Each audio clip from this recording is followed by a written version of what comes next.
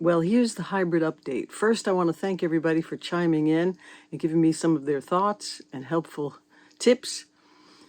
What happened was I was using an Apollo Quad Thunder, which originally was Firewire.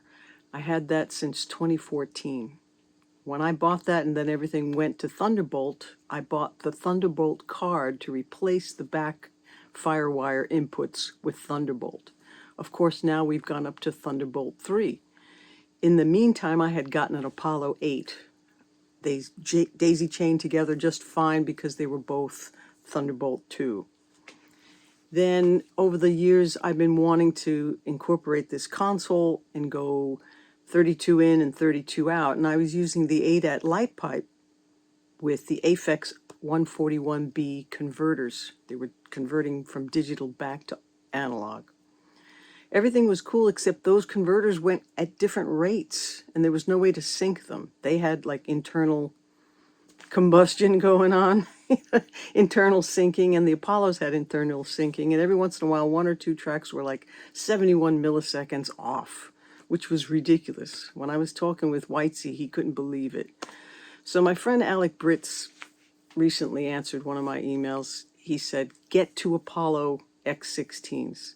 So they're over there in that rack. Can you see them over the on the top?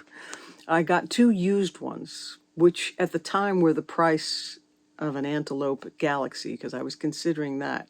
If I could get 16 out that aren't ADAT and I can sync them with the Apollos, that would be great, right? Because then I could get 16 to the analog channel outs from the two Apollos plus the Antelope to convert back to the analog. He said, no, get the Apollos. And I figured I'm all Apollo system anyway. It would help with the integrity of the system as well as the plug-in situation and all the DSP and all that internal stuff going on in the Apollos. Stay in the same system.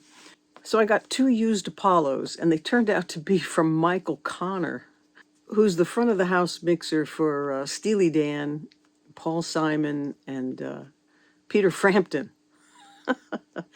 And when I showed him a picture of my setup and he saw the laptop in front of me here with a set of speakers and then the mixer behind me with those set of speakers, he said, don't put your Apollos over here in front and have to buy long DB25 cables. They're expensive. Just move your X16s closer to the mixer. You could buy shorter cables and save some money. I thought, okay.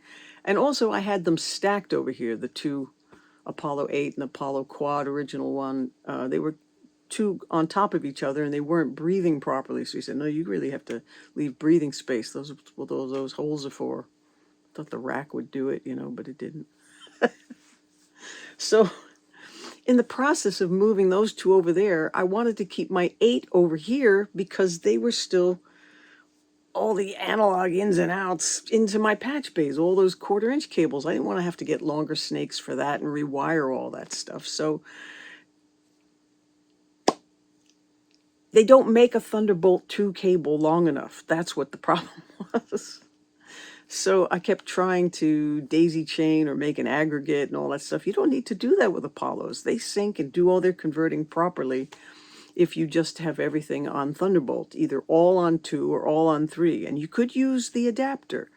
The UA support was telling me the truth. I could use the Thunderbolt 2 cable with a Thunderbolt 3 adapter, but they weren't close enough to do that. So that was the problem. It was a stupid little problem that a few people just weren't understanding what was happening, and I couldn't understand why they weren't working. I bought a longer, what I thought was a Thunderbolt 2 cable, and even a Thunderbolt 3 cable, but the two of those were display cables. I didn't realize that the ends of those cables could be used for various things, and I guess they're at different specs, so they don't do the same job. They weren't working either. I even tried to use a Thunderbolt 3 cable to give me an extension on my older Apple monitor, and that didn't work because that wants the displayed cable that I returned. These are funny things that you just have to sort of figure out, right? Display cables are display cables. Thunderbolt 2 cables are just for Thunderbolt 2. Now, Thunderbolt 3 is a whole other animal. Those can go longer, they can convey data and work well. So I bought the card, just like I did for the old Apollo. When I went from Firewire to Thunderbolt, I bought the card that you unscrew and put into the back of the Apollo to update my Apollo 8. I updated that to Thunderbolt 3. And I still have my Quad Thunder with the Thunderbolt 2 adapter in there. I could always get a 3 for that or sell that one. Right now it is on Reverb. So all is well. Just wanted to tell everybody everything is in sync. Everything sounds great.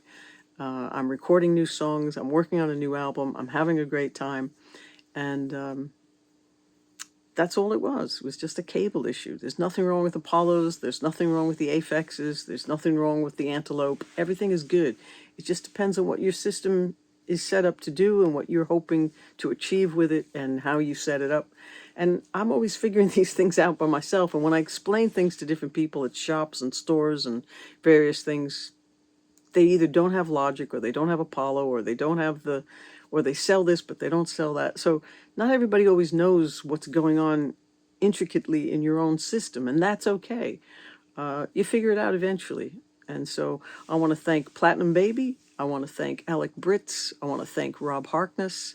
Who else did I need to thank? Oh yeah, Michael Coach Connor, and all the folks that give me some really great tips.